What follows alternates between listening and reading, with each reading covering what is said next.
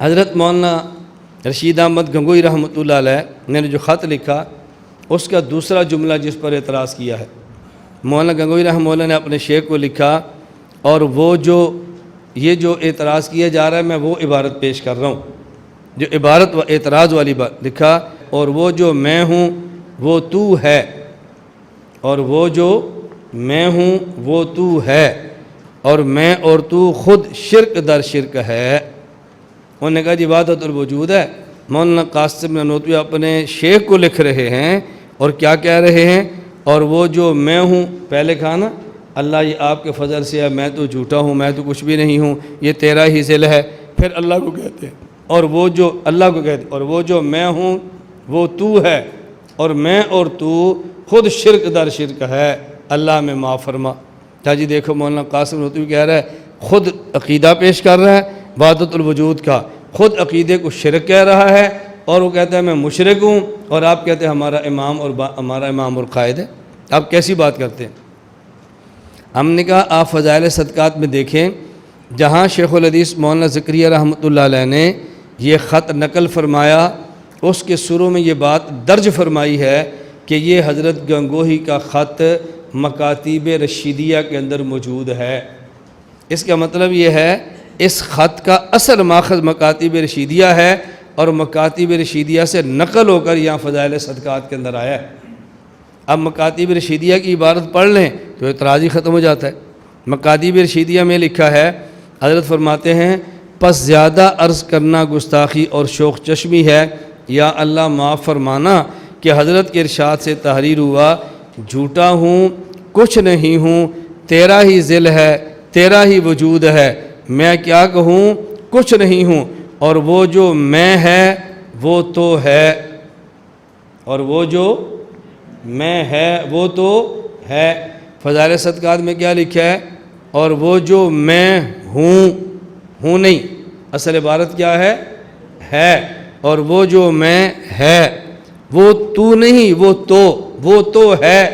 تو کا معنی اور ہوتا ہے، تو کا معنی اور ہوتا ہے۔ تو کا معنی ہوتا ہے انتا، اور تو کا معنی ہوتا ہے ایزن بھی۔ فرماتے ہیں اب حضرت کا پھر جملہ سمجھیں، اور وہ جو میں ہے میرے اندر انا کی بیماری نہیں جا رہی، انا کا مریض ہوں میں، میرے اندر انا کی بیماری باقی ہے، اور وہ جو میں ہے وہ تو ہے، انا والی بیماری میری نہیں جا رہی، اور میں اور تو خود شرک در شرک ہے، یعنی بندے کے اندر سے ریا انا بھی ہو، یہ شرک اصغر ہے، اور پھر اللہ کو بھی مانے تو میں اللہ کو مان بھی رہا ہوں اور شرک اصغر در مبتلا بھی ہوں۔ حضرت دعا فرمائے اللہ اس بیماری کو ٹھیک فرما دے۔ اور یہ قرآن کریم میں ہے، افرأیت من اتخذ الہہ ہوا، تم نے شخص کو دیکھا جس نے خواہش کو خدا بنا لیا۔ اب حضرت مولانا گنگوئی خط لکھ رہے ہیں اپنے شیخ کو، کس کو؟ اپنے شیخ کو لکھ رہے ہیں کہ حضرت میرے اندر کئی بیماریاں ہیں، ان میں ایک بیماری ہے کہ میرے اندر سے انا نہیں مر رہی، انا بھی ہو اور بندہ خدا کو مانے، یہ تو شرک خفی ہے اور شرک اصغر ہوتا ہے، تو دعا فرمائے اللہ اس میری بیماری کو ٹھیک فرما دے۔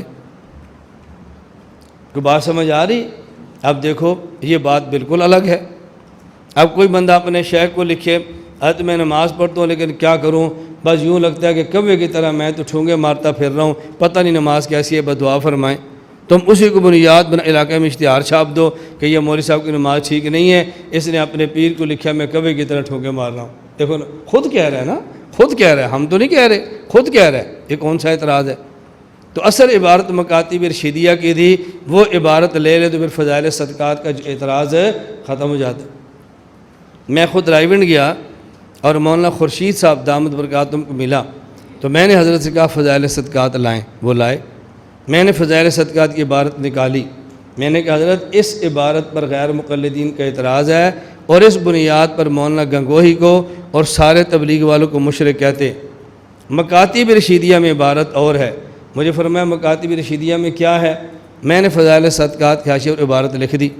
میں آئندہ سال جب گیا تو مجھے مولانا خورشید صاحب پھر فضائل صدقات دکھائی، مجھے فرمایا اللہ آپ کو خوشیاں عطا فرمائے، جو اصل عبارت آپ نے بتائی تھی ہم نے فضائل صدقات میں وہ چھاپ دی ہے۔